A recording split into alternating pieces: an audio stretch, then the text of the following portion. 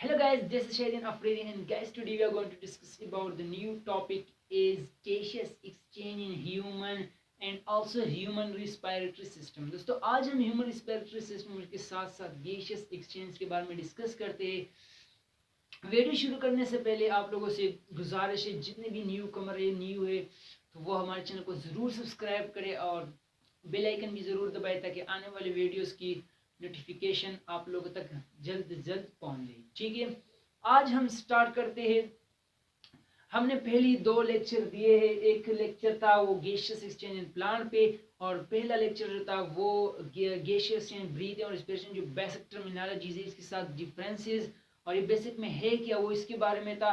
तो आज हमारा जो बेसिक टॉपिक है वो यही है कि गैसियस एक्सचेंज इन ह्यूमन में गैसियस एक्सचेंज किस तरह होता है। ठीक है, एनिमल ह्यूमन इसकी तरह सेम टू सेम प्रोसेस है, लेकिन कुछ ही डिफरेंसेस है वो हम बाद में डिस्कस करेंगे। और इसके साथ साथ ह्यूमन रिस्पिरेटरी सिस्टम पे हम आज डिटेल से डिस्कस करने वाले हैं। ठीक है, सबसे पहले आपने कुछ टर्मिनोलॉजीज क्लियर करनी है, जिसका कि सबसे पहले आता है रिस्पिरेटरी सिस्टम। गाइस सबसे पहले इसका मतलब क्या होता है कि रिस्पिरेटरी सिस्टम क्या होता है, आप लोगों ने ये पहचानना है। ठीक है, रिस्पिरेटरी सिस्टम का सिंपली मतलब होता है कि एक ऑर्गन सिस्टम, जैसे कि आप लोगों ने देखा होगा कि हमने रिस्पिरेटरी सिस्टम को ऑर्गन सिस्टम को हम डिफाइन करते हैं कि मतलब मुख्तलिफ किस्म के ऑर्गन कंबाइन होके वो एक ऑर्गन सिस्टम बनाते हैं। ठीक है, अब उस ऑर्गन सिस्टम में हमारे पास एक रिस्पिरेटरी सिस्टम भी है जो कि ऑर्गन से बना हुआ है और ये एक स्पेशल प्रोसेस परफॉर्म करते हैं जिसे हम रिस्पिरेशन बोलते हैं। ठीक है, the system of respiration is known as respiratory system. अब रिस्पिरेशन का जो सिंपल जो सिस्टम है इसको हम रिस्पिरेटरी सिस्टम बोलेंगे। ठीक है, ऐसे अब आगे चलते हैं। रिस्पिरेशन है क्या, the process of break down of glucose to release energy. पहले ही डिफाइन हो चुके हैं कि मतलब वो प्रोसेस जिसमें ग्लूकोज की ब्रेक डाउन होता है, फूड की ब्रेक डाउन होती है, उससे एनर्जी रिलीज होता है, सिंपली उसको हम रिस्पिरेशन प्रोसेस बोलते हैं। ठीक है, रिस्पिरेशन हमारे पास एनर्जी रिलीजिंग प्रोसेस को हम रिस्पिरेशन कहते हैं। ओके, अब हमारे पास रिस्पिरेशन की फिर दो टाइप्स है, एक को हम कहते हैं एरोबिक रिस्पिरेशन, दूसरे को हम कहते हैं एनएरोबिक रिस्पिरेशन, जो कि यहाँ पे मैंने मेंशन नहीं की है।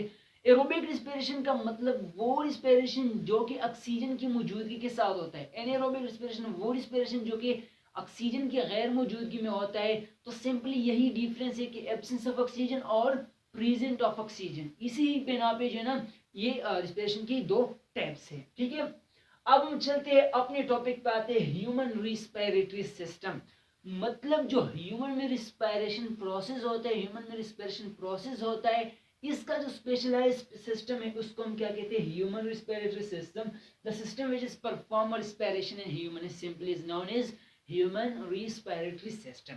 अब हम जो सांस लेते हैं ना, अब सांस लेते हैं हमारा एनर्जी बनती है, ऑक्सीजन और ग्लूकोज की ब्रेक डाउन होता है, तो इस सारे प्रोसेस को हम रिस्पिरेशन बोलते हैं। अब जहाँ पे होता है जो ऑर्गन इसमें अलाउड है, तो जो ऑर्गन इसमें काम करते हैं, ये फंक्शन परफॉर्म करते हैं, तो सारा सिस्टम को हम बोलेंगे ह्यूमन रिस्पिरेटरी सिस्टम।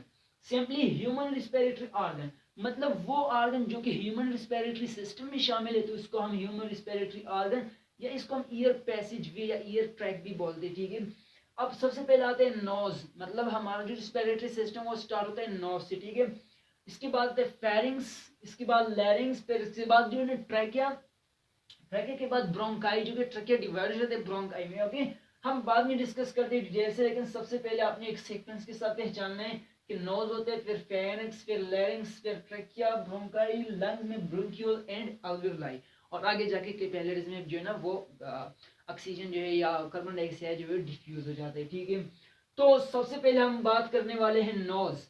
गाइस सबको पता है कि हम जहाँ भी मतलब ईयर को एंटर करते हैं अपनी बॉडी के अंदर, तो वो हम एंटर करेंगे या तो नोज के जरिए एंटर करते हैं या तो माउथ के जरिए। लेकिन हमारे पास जो बेसिक ऑर्गन जो पहचाना जाता है वो हमारे पास नोज है। ठीक है, नोज के जरिए हम जितनी भी सांस लेते हैं ना, तो वो हमारे पास एक यूजफुल है, मतलब उसकी हमारे पास बहुत मुफीद है, जबकि हम माउथ पे ले रहे होते थे हमारे पास बहुत डेंजर है। ठीक है, इसमें केमिकल्स भी एंटर हो सकते हैं। नोज के जरिए इसमें यहाँ पे फिल्ट्रेशन होता है, मुख्तलिफ किस्म के प्रोसेस नोज में परफॉर्म हो जाते हैं और वो हमारे लिए इतना हार्मफुल नहीं हो सकता जैसा कि हम माउथ पे ले रहे होते हैं ना, तो वो हमारे लिए बहुत ही हार्मफुल होते हैं। ठीक है, अब आगे चलते हैं, नोज में क्या होते हैं। नोज को हम बेसिकली कहते हैं नेजल कैविटी। अब माउथ ही, माउथ को हम कहते हैं बकल कैविटी। नोज है तो नोज का जो आउटर इसके साथ जो रीजन इसको हम कहते हैं नेजल कैविटी। अब इसको नाम याद रखना, ठीक है। तो सबसे पहला पॉइंट क्या है, ईयर एंटर थ्रू नोज। ये सिंपली बात है कि जब भी हम हवा लेते हैं तो नोज के अंदर, नाक के जरिए लेते हैं, ठीक है। तो मतलब बॉडी को ईयर एंटर होता है नोज के जरिए। अब मॉइस्चरिंग ऑफ ईयर, मतलब ईयर हवा की जो गीलापन होता है ना, वो हम ड्राई ईयर लेते तो ऊपर नोज के अंदर इसका क्या है, तो मॉइस्चराइजेशन होते हैं, तो वो भी परफॉर्म करते हैं नोज। और नोज के अंदर जो टू स्ट्रक्चर होते हैं जिसको हम कहते हैं, म्यूकस ग्लैंड होते हैं जो कि म्यूकस सिक्रेट करता है। दूसरा होता है सीलिया। सीलिया हमारे पास एक माइक्रोस्कोपिक हीयर्स है।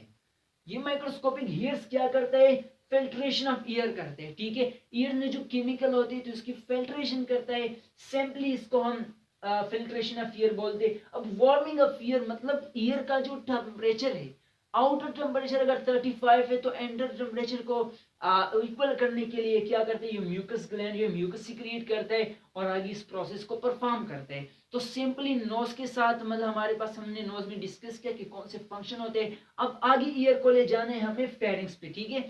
नोज के बाद जाएगा फेरिंग्स पे ईयर, ओके। सो फेरिंग्स में क्या होता है, year enter from knows. Pharynx में जब भी ईयर एंटर होते हैं तो वो कहाँ से एंटर होते हैं, नोज। अब फेरिंग्स में हमारे पास एक स्ट्रक्चर है जिसको हम सिंपली एपिग्लोटिस कहते हैं। एपिग्लोटिस हमारे पास एक ऐसा स्ट्रक्चर है, एक ऐसा मस्कुलर ऑर्गन है जो कि फूड को ट्रेकिया से मतलब ट्रेकिया में जाने से रोकता है और ईयर को वाइन पाइप फूड पाइप पे ले जाने से रोकता है, ठीक है। ये एक अच्छा सा स्ट्रक्चर है, बहुत ही अच्छा काम अदा करते हैं, बहुत ही अच्छा काम परफॉर्म करते हैं, ठीक है। अब एपिग्लोटिस का काम क्या है कि वो ईयर को ट्रेकिया में ले जाने को मतलब इजाजत देता है, मतलब वो फूड पाइप को बंद करता है और ईयर सीधी डायरेक्ट ट्रेकिया पे जाती है, ठीक है। अब वो मतलब एपिग्लोटिस जो है उसका सिंपल काम भी यही है ना कि वो उनको रोके, इसको क्या करे, ईयर को रोके ताकि वो फूड पाइप पे ना जाए, एसोफेगस पे ना जाए, ठीक है। अब इसके बाद हमारे पास जो फेरिंग्स है वो हमारे पास एक पैसेज वे है। इसके अलावा इसमें कोई खास फंक्शन नहीं होता, लेकिन ये एक पैसेज वे प्रोवाइड करते हैं, जैसा कि नोज से जाएगा तो ट्रेके पे तो फेरिंग से जाएगा ना, तो एज अ पाथवे प्रोवाइड किया। अब इसके बाद हम करने वाले हैं कि फेरिंग्स का हम सिंपली कहते हैं कि ये इज अ बहुत काम करते हैं, मतलब बहुत काम अदा करते हैं, बहुत सिस्टम के फंक्शन अदा करते हैं, जैसे कि एक रेस्पिरेटरी ऑर्गन है और दूसरा डाइजेस्टिव सिस्टम का ऑर्गन है, ठीक है। यही एपिग्लोटिस की वजह से ये दोनों मतलब दोनों सिस्टम्स का ऑर्गन अंडरस्टैंड पहचाने जाते हैं, ठीक है। अब उसके बाद हम बात करने वाले लैरिंग्स। फेरिंग्स के बाद ईयर कहा जाता है, लैरिंग्स पे जाते हैं, ठीक है। अब लैरिंग्स में हमारे पास वोकल कार्ड मौजूद होते हैं जिसको हम वॉइस बॉक्स बोलते हैं, जहाँ पे हमारा वाइब्रेशन प्रोड्यूस होकर फिर साउंड हम बाहर करते हैं ना, तो वहाँ वोकल कार्ड पे मौजूद होता है। वोकल कार्ड जो है वो लैरिंग्स में मौजूद है, वोकल कार्ड वॉइस प्रोडक्शन जिसको वॉइस बॉक्स कहते हैं, ठीक है। अब लैरिंग्स जो है ये भी ईयर के लिए प्रोवाइड पाथवे मतलब एयर के लिए एक पाथवे को प्रोवाइड करते हैं ताकि वो आगे जाए नीचे लंग्स तक, ठीक है। अब सेम इज अर्ली, लैरिंग्स का मतलब सेम इज अर्ली, इसका मतलब यही है कि नोज पे जहाँ कुछ प्रोसेस होते हैं फिल्ट्रेशन वार्मिंग जो कि हमने डिस्कस की, तो लैरिंग्स में भी कुछ ही प्रोसेस परफॉर्म हो जाते हैं।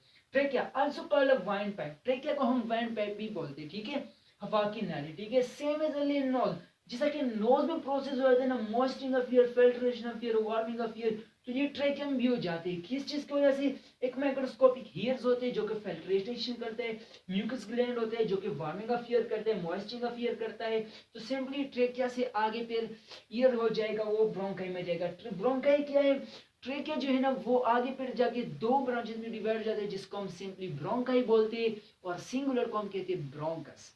अब इसके बाद हम डिस्कस करने वाले हैं ब्रोंक्यूल।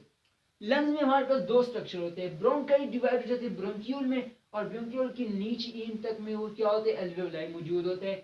अब लंग्स में क्या होते हैं, small branches out from bronchi, ठीक है, मतलब ब्रोंकाई से जो स्मॉल ब्रांचेस डिवाइड हो जाते हैं तो उसको हम ब्रोंक्यूल बोलते हैं और हमारे पास ब्रोंक्यूल की इन पे एक ग्रेप्ट लाइक स्ट्रक्चर मौजूद होता है जिसको हम कहते हैं सिक लाइक स्ट्रक्चर, जिसको हम कहते हैं अल्वेओलाई, ठीक है। अल्वेओलाई हमारे पास कैपिलरीज के मतलब एयर गेयर सराउंडिंग के कैपिलरीज होते हैं, एक नेटवर्क का कैपिलरीज होते हैं और यह पे गैसियस एक्सचेंज ऑफ ह्यूमन ही होता है। तो ठीक है, अब ये हमारे पास था एक ह्यूमन रिस्पिरेटरी सिस्टम का पूरा ही डिटेल के मतलब किस तरह होता है, कौन से पार्ट्स होते हैं। अब हम बात करने वाले गैसियस एक्सचेंज के बारे में, ठीक है, कि मतलब गैसियस एक्सचेंज किस तरह होता है। ये था ह्यूमन रिस्पिरेटरी सिस्टम। अब फॉर एग्जांपल हमने एयर लिया, नोज से हमने ऑक्सीजन लिया, नोज से प्रोसेस के बाद फिर फेरिंग्स से गया, फेरिंग्स में से फिर लेरिंग्स में, फिर लेरिंग्स के बाद हमारे पास फिर गया ट्रकिया पे, ट्रकिया पे फिर ब्रोंकाई, फिर ब्रोंक्यूल, और फिर ब्रोंक्यूल के बाद अल्वेओलाई पे जाके ये ऑक्सीजन जो है वो कैपिलरीज के साथ मिल गया और ब्लड में शामिल होकर फिर सेल्स तक गया। और जब सेल्स तक जाता है तो वहां पे रिस्पिरेशन प्रोसेस होता है। हमें पता है कि सेल्स रिस्पिरेशन के लिए ऑक्सीजन जरूरी है, तो जब भी एरोबिक रिस्पिरेशन होता है, सेल पे सेलुलर रिस्पिरेशन होता है, तो वहां पे एनर्जी बनती है हमारे पास। रिस्पिरेशन का जो आउट रिजल्ट है वो क्या होता है, वाटर होता है, कार्बन डाइऑक्साइड का हीट होता है और एटीपी, साथ ही साथ एनर्जी भी होता है। तो इसके अलावा हमारे पास जो वाटर वो हम एक्सक्रीट करते हैं थ्रू यूरिन से, यूरिन की फॉर्म में या जो भी स्वीट्स की फॉर्म में। और हमारे पास जो कार्बन डाइऑक्साइड है वो फिर कैपिलरीज में ब्लड में आके अल्वेओलाई से डिफ्यूज है, फिर हम इसको बाहर करते हैं थ्रू नोज। तो ये था आप लोगों के साथ process of human gaseous exchange in human, और इसके साथ साथ ह्यूमन रिस्पिरेटरी सिस्टम जो कि क्लियर किया। अब यहाँ पे आप लोग को डायग्राम के जरिए आप पहचानते हैं कि हमारे पास सबसे पहले एक नोज का स्ट्रक्चर है, फिर यहाँ पे नजल कैविटी है, माउथ है, फिर यहाँ पे बकल कैविटी है। अब नर्व्स के बाद ईयर जाता है फेरिंग्स पे, फिर फेरिंग्स में एपिग्लोटिस से होती हुई लैरिंग्स पे, फिर लैरिंग्स में ट्रकिया, ट्रकिया फिर दो ब्रोंकाई, और फिर ब्रोंकियाई जो है को उसके और ब्रांचेस होते हैं जिसको हम ब्रोंक्यूल बोलते हैं। और ब्रोंक्यूल के बाद एक ग्रेप लाइक स्ट्रक्चर पे जाता है जिसको हम कहते हैं अल्वेओलाई। अल्वेओलाई की इर्द गिर्द जो है ना वो कैपिलरीज होते हैं जिसमें ब्लड आगे जाते हैं सेल्स को, तो वहां पे ये डिफ्यूज हो जाके फिर आगे जाता है और फिर हम आउट कर रिस्पिरेशन के बाद फिर से प्रोसेस रिलीज होता है। तो ये प्रोसेस इसी तरह ही कंटिन्यू रहता है।